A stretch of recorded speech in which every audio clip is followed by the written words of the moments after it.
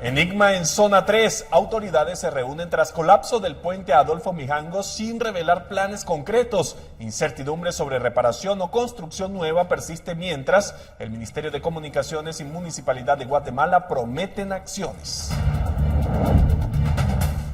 Inicio del ciclo escolar 2024, autoridades lideradas por la presidenta en funciones, Karina Herrera, y la ministra de Educación, Anabela Giraca, dan inicio a las clases en escuelas e institutos públicos. Polémica reelección de Nayib Bukele, ¿qué impacto tiene en El Salvador? Nuestro reportaje especial revela reacciones y señalamientos de violaciones a derechos humanos tras las cuestionadas elecciones presidenciales.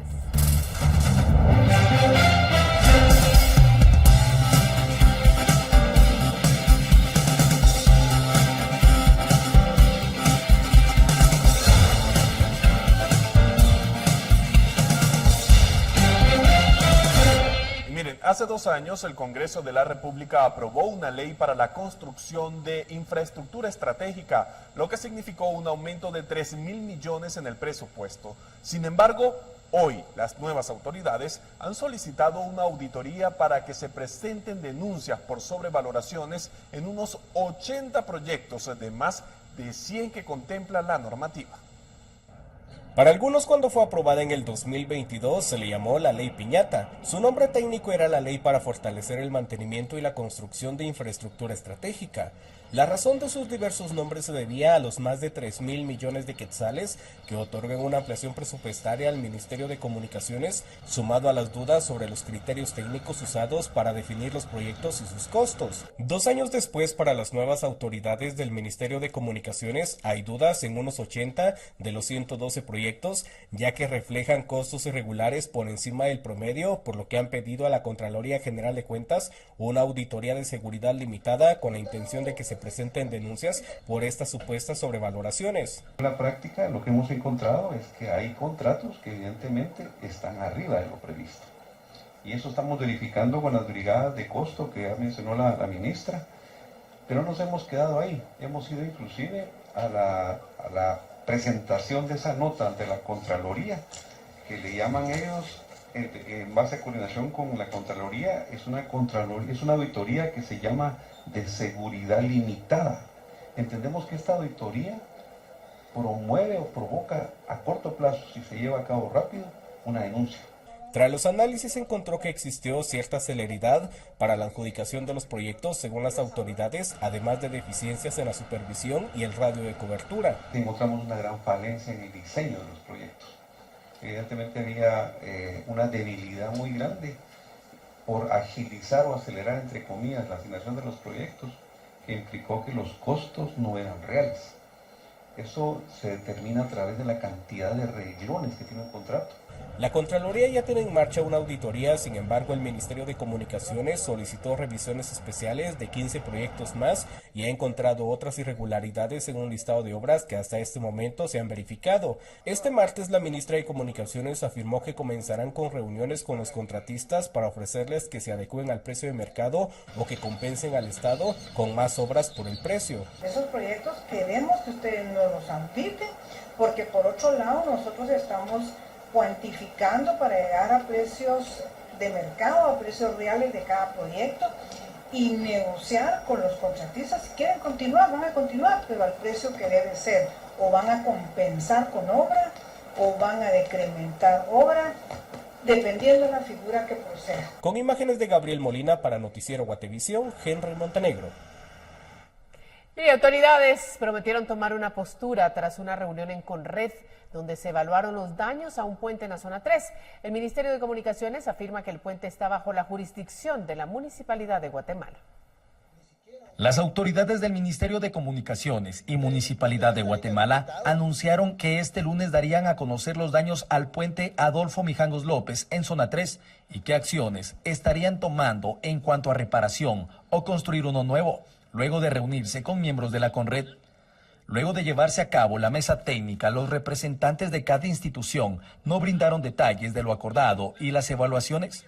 El alcalde capitalino Ricardo Quiñones el domingo indicó que están apoyando al Ministerio de Comunicaciones, pues es una ruta nacional y le compete a Comunicaciones. Tiene que ver con un trabajo conjunto que podamos hacer con el Ministerio de Comunicaciones, es del conocimiento de todos ustedes, de la población. El anillo periférico es parte del conjunto de carreteras nacionales que pasan en la ciudad, que son corredores que conectan los puertos, que conectan las fronteras, y en ese sentido tenemos que trabajar juntos.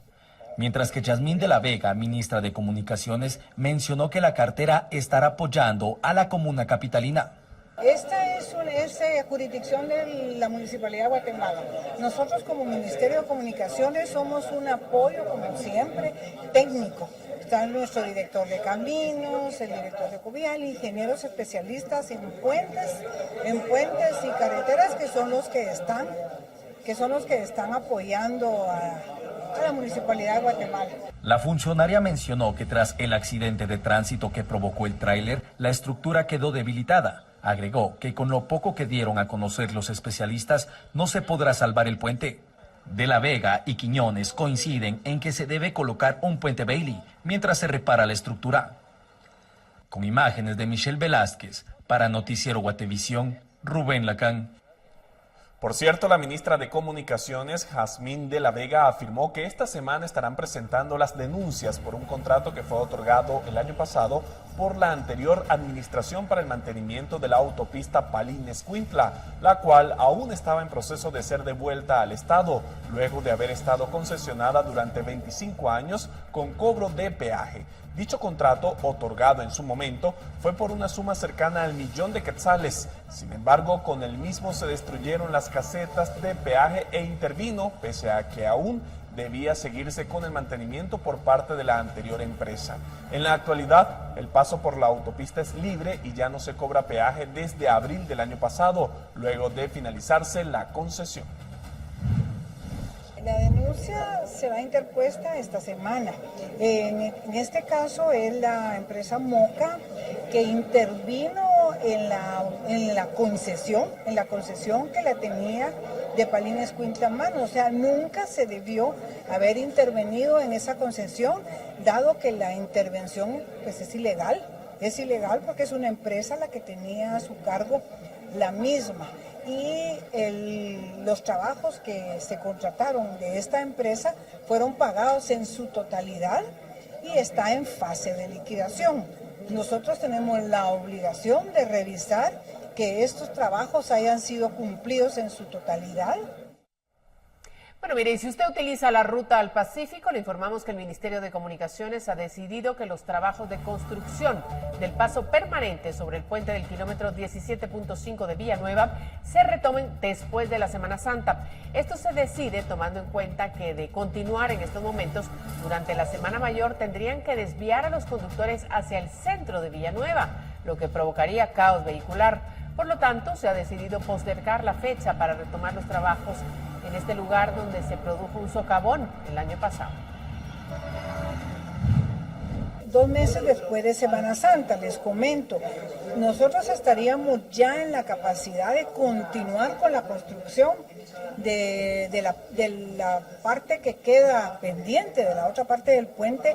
Sin embargo, se tomó la decisión de suspender en este momento porque tenemos ya muy cerca la Semana Santa y esto nos obliga, son 2 meses de instalación, imagínense que nos obliga a venir y tirar y llevar todo el tránsito por Villanueva, por todas las calles de Villanueva, y ya cuando estemos en la Semana Mayor yo creo que se complicaría. Vamos a cambiar de tema porque las autoridades inauguraron el ciclo escolar en la Escuela Oficial Rural Mixta del cantón Patzilín-Abaj, en la aldea Cerro de Oro, en Santiago Atitlán, en Sololá. Hasta allí viajó un equipo de noticiero Guatevisión y Prensa Libre.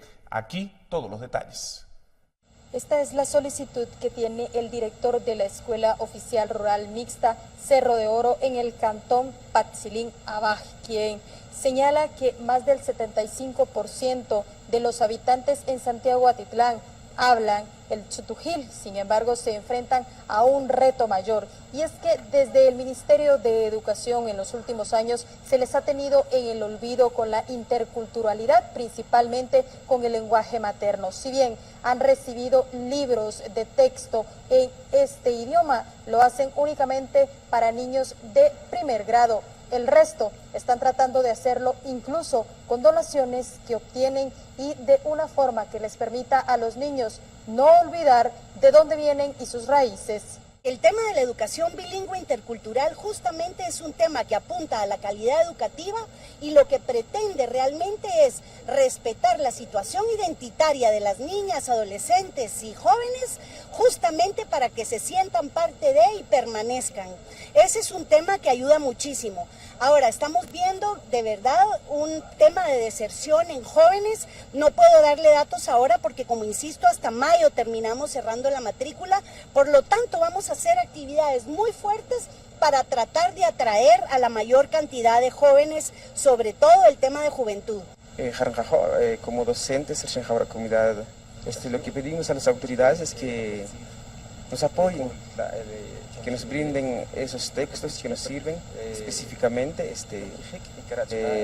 el Chutujil, al igual también en las otras áreas como la matemática y la comunicación y lenguaje, es de vital importancia, y eso es lo que queremos, pues, que ellos nos aporten, nos ayuden en cuanto a textos.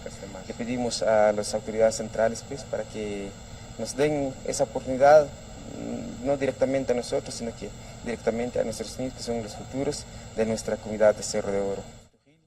2.5 millones de estudiantes retornaron a las aulas en el sector público este 19 de febrero. La inauguración del ciclo escolar 2024 se registró en una escuela de la aldea Cerro de Oro, esto en Santiago Atitlán, Sololá, debido a que las autoridades del Ministerio de Educación, encabezado por la ministra Anabela Giraca y la presidenta en funciones Karin Herrera, buscan mandar un mensaje asegurando que se buscará que exista educación intercultural, es decir, que los niños aprendan también el idioma materno que tienen muchas de estas comunidades. En este lugar, más del 75% de su población habla el idioma Chutujil, que se también practica en al menos otros 8 municipios, 2 de estos en Suchitepeques. En los centros educativos son 7 centros a nivel de distrito del nivel primaria, incluyendo una educación especial y también uno para adultos, más 3 institutos por cooperativa, son 11 centros en total.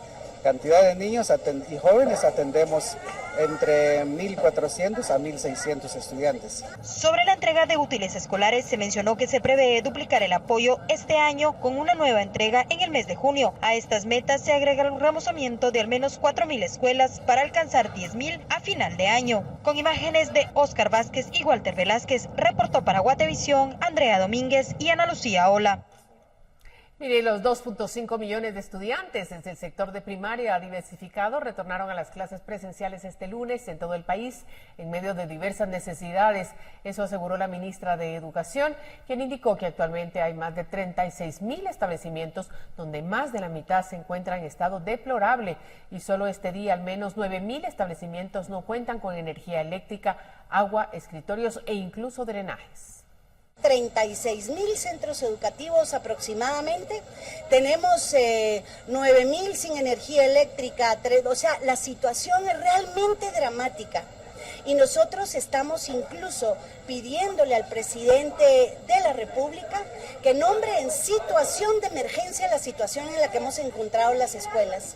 No es únicamente un tema de infraestructura, eso es importante decirlo, es un tema también de aprendizajes y de calidad educativa.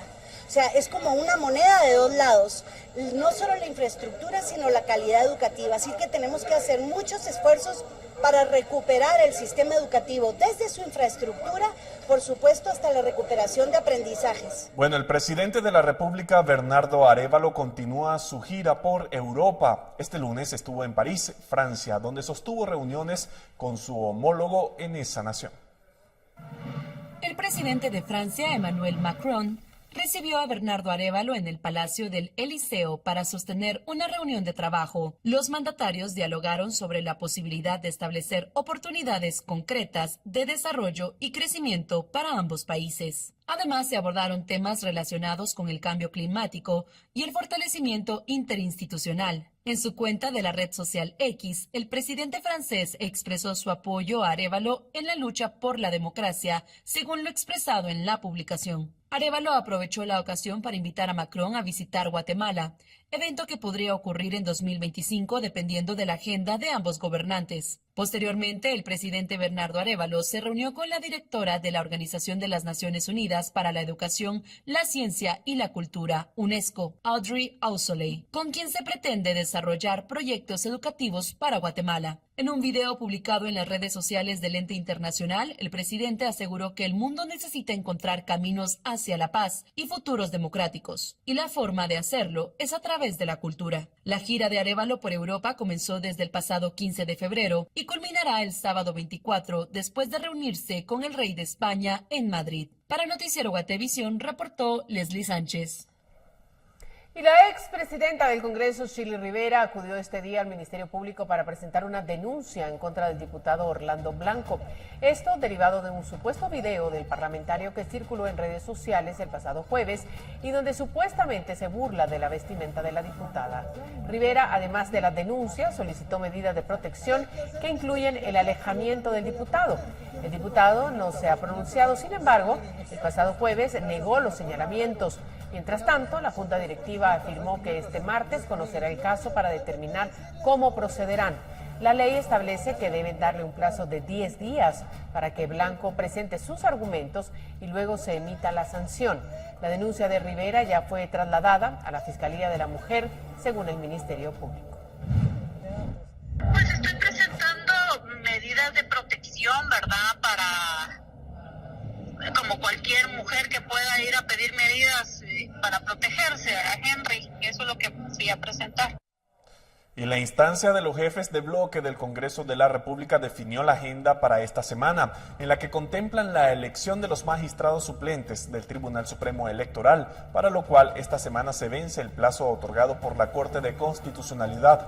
Además, para el martes se programó la aprobación de la ley que declara el Día Nacional de los Idiomas Indígenas y la ley de apoyo a la dignificación de la muerte gestacional. Para el jueves se aprobó la agenda que contempla la aprobación en tercer debate de las reformas a la ley del IRTRA y para su aprobación final, la modificación a la ley del sistema de alerta Alba Kenneth, que regula que las compañías telefónicas deben enviar mensajes de texto con alertas de menores desaparecidos.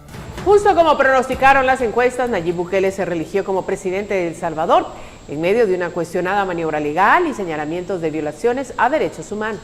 Ahora bien, ¿cómo queda el país vecino luego de las elecciones? ¿Qué dicen los salvadoreños? Le contamos en este reportaje especial.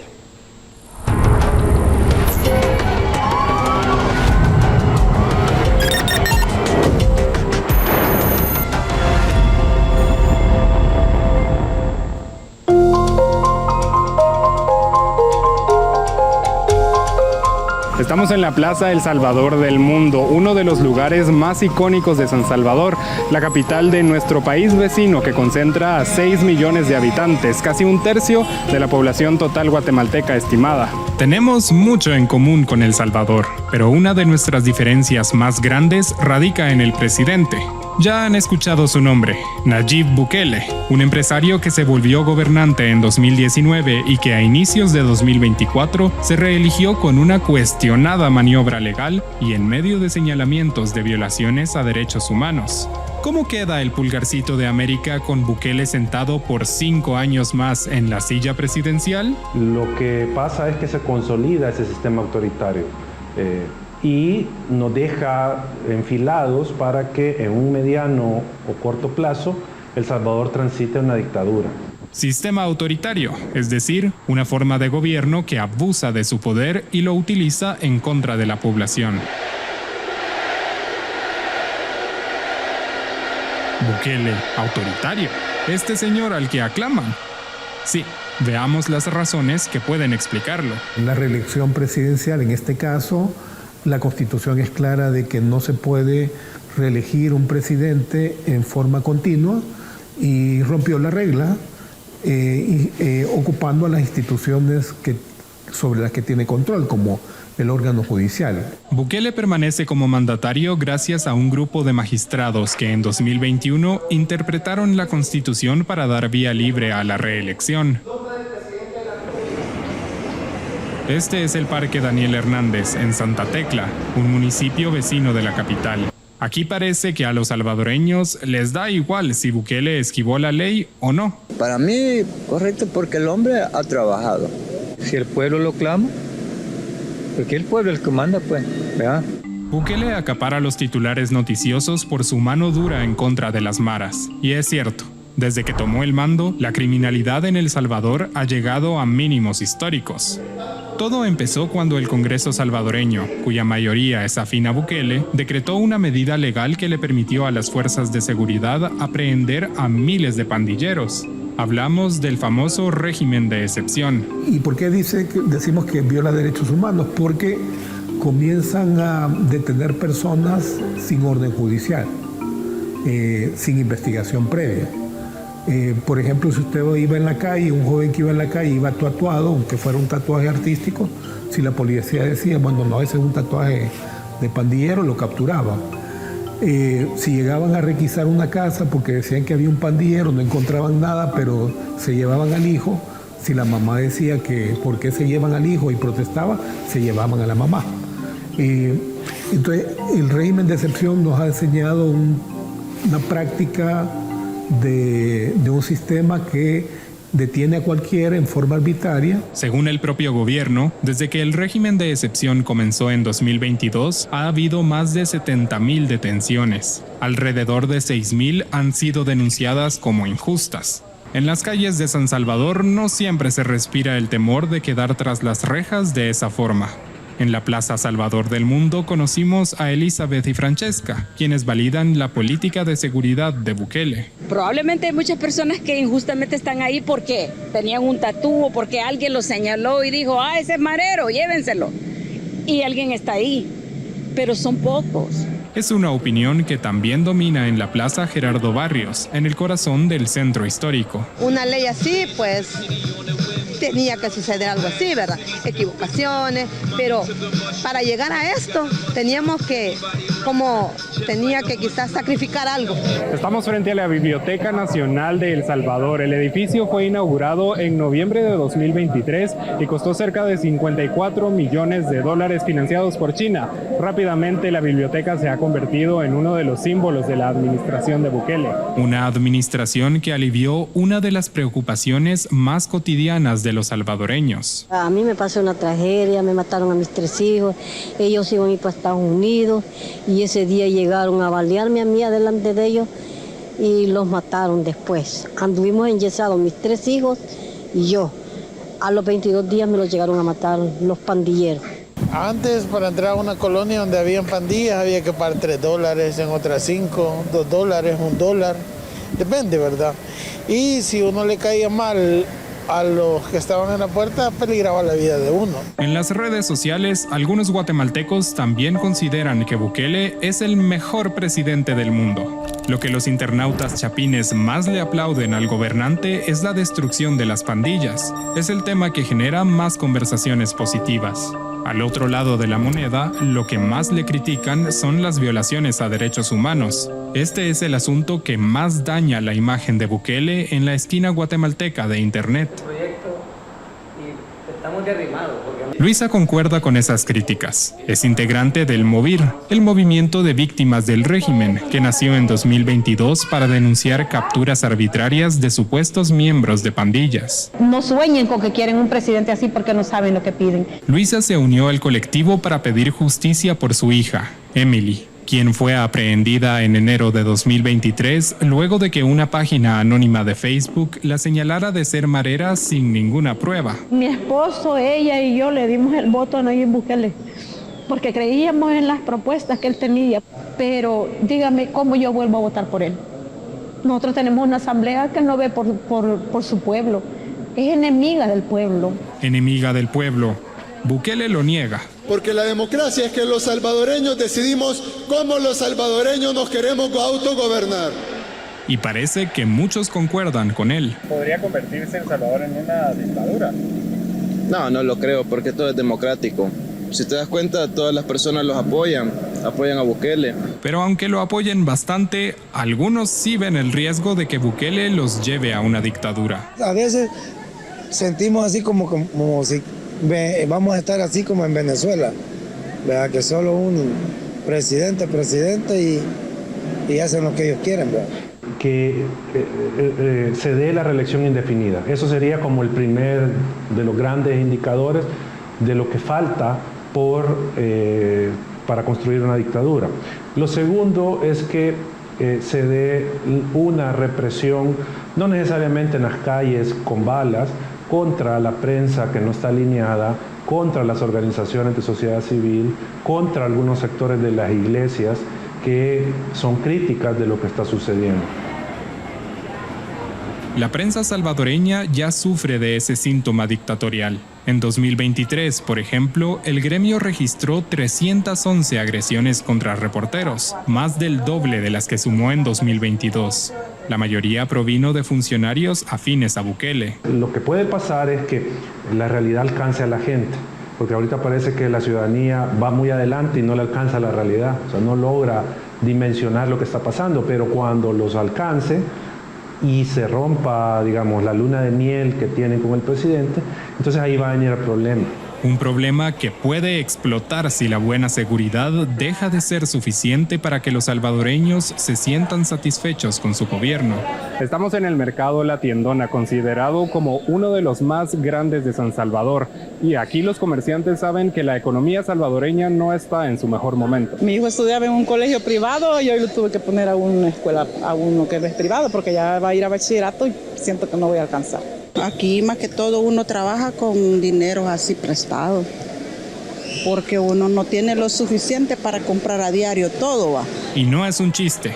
En 2023, la economía salvadoreña fue la que menos creció en América Central, de acuerdo con estimaciones de organismos internacionales. Siempre va a haber un desgaste en la medida que no logra satisfacer los problemas de la población.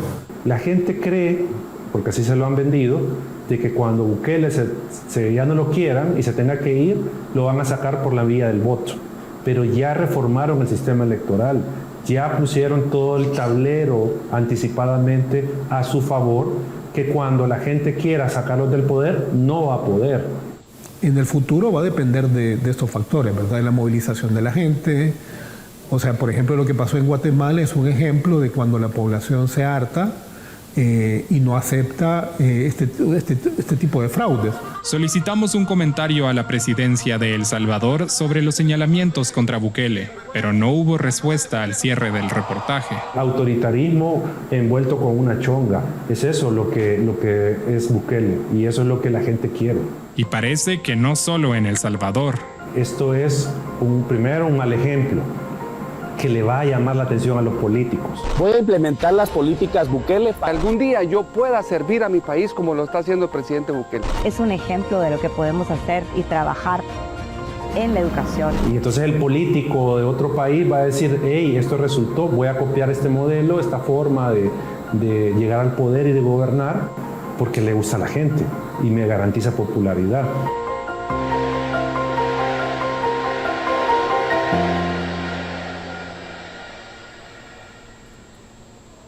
Bueno, a pesar de la incertidumbre que hubo durante varios días, ya El Salvador tiene presidente de la República y es Nayib Bukele para el nuevo periodo presidencial, nuevamente, es decir, la primera reelección en este país centroamericano.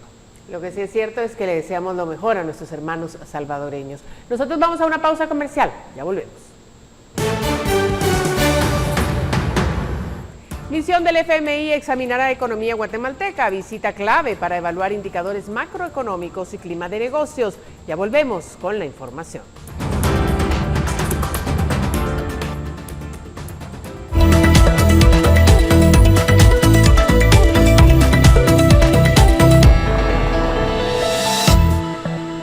bueno que sigue con nosotros porque ahora vamos a recibir a Paula Osaeta. Eso significa de que llegó el momento de que hablemos de dinero. Paula, te saludamos. Buenas noches.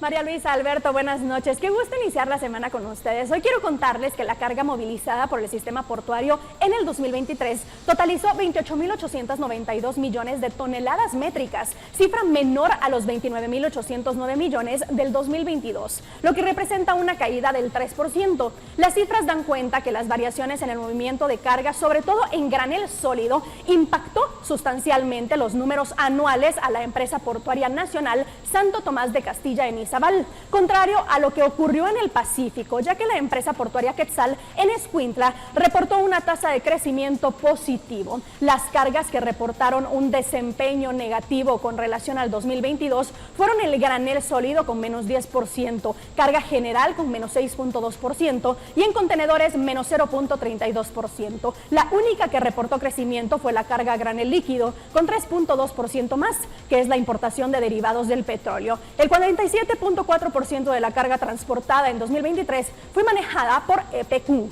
Y en otros temas quiero contarle que la representante del Fondo Monetario Internacional para Guatemala, María Oliva Armengol, y un equipo de técnicos se reunirá con funcionarios del nuevo gobierno para revisar el desempeño económico reciente de Guatemala. La jefa de misión del Fondo Monetario Internacional, María Oliva Armengol, realizará una visita oficial para conocer el balance de los principales indicadores macroeconómicos del país, tales como el endeudamiento público y el clima de negocios, así como la situación política, entre otros temas. El equipo de técnicos también tiene previstas varias reuniones con las autoridades de gobierno que asumieron en enero pasado y con representantes del sector privado, entre el 26 de febrero y el 1 de marzo. Álvaro González Richie, presidente del Banco de Guatemala, confirmó que recibió la notificación de la visita del staff del organismo internacional y aclaró que este es un anticipo de la llamada revisión del capítulo 4, para lo que no se tiene una fecha exacta, pero podría ser entre marzo a junio. Y es que cada año el FMI lleva a cabo el llamado examen del capítulo 4 a Guatemala, que consiste en la verificación del desempeño de los principales indicadores de la política macroeconómica y fiscal y el sistema financiero nacional. El presidente de la Banca Central indicó que además constantemente se atiende a representantes de la Agencia de Calificación de Riesgo País y de otros organismos financieros internacionales, y recientemente un grupo del Banco Santander estuvo de visita en Guatemala. La semana anterior, las agencias de calificación Moody's Investors Service y Fitch Ratings confirmaron las notas para Guatemala, esto luego del resultado del ciclo político-económico que vivió el país en 2023. La calificadora Moody's informó que la calificación BA1 estable para Guatemala se mantiene, y Fitch que la calificación de incumplimiento emisora de largo plazo en moneda extranjera de Guatemala sigue en BB con respectiva estable.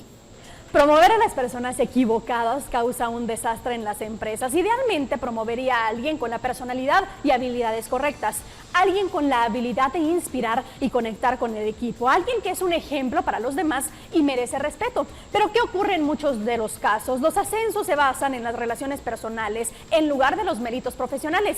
Se muestra favoritismo a los que pertenecen al círculo cercano del jefe, y es que los colaboradores o trabajadores con experiencia son vistos como una amenaza.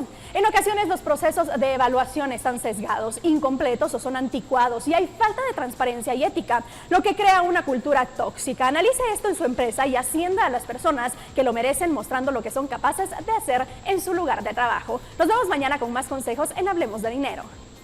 Y a esta hora de la noche vamos a darle la bienvenida a nuestro set de noticiero Guatevisión a Jimena Santiago, reportera de Guatemala No Se Detiene, justamente para conocer un adelanto de lo que tenemos hoy en Guatemala No Se Detiene, luego de la emisión estelar de noticiero Guatevisión. Jimena, bienvenida y cuéntanos. Gracias, buenas noches. Así es, ¿se acuerdan que hace unos programas atrás hablamos sobre el tema del camino de los tráilers hacia los puertos?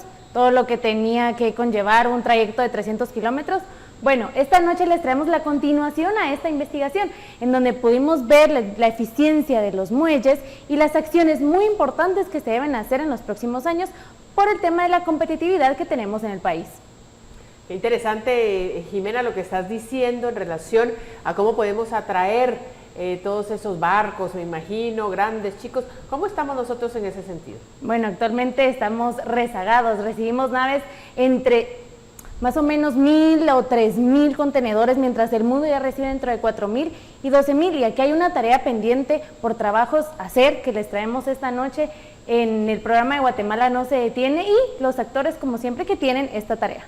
Es un tema muy importante y muy interesante, pero es necesario también llevárselo a nuestra audiencia de Guatemala No Se Detiene y de Guatevisión, para que ellos estén familiarizados con este sector portuario, pero también puedan conocer las deficiencias y las soluciones a estos problemas. Pero ¿cómo hacemos para llegarle a la audiencia en cuanto a este tema tan complicado, si lo vemos desde algún punto de vista? Sí, es un tema muy complejo, pero gracias al apoyo de la realidad virtual nos adentraremos en el mundo de los buques y de los contenedores. Vamos a ver cuáles son esos que están actualmente llegando al país y cuáles son las características de cada uno de ellos. Y esto a través de un segmento que no se pueden perder.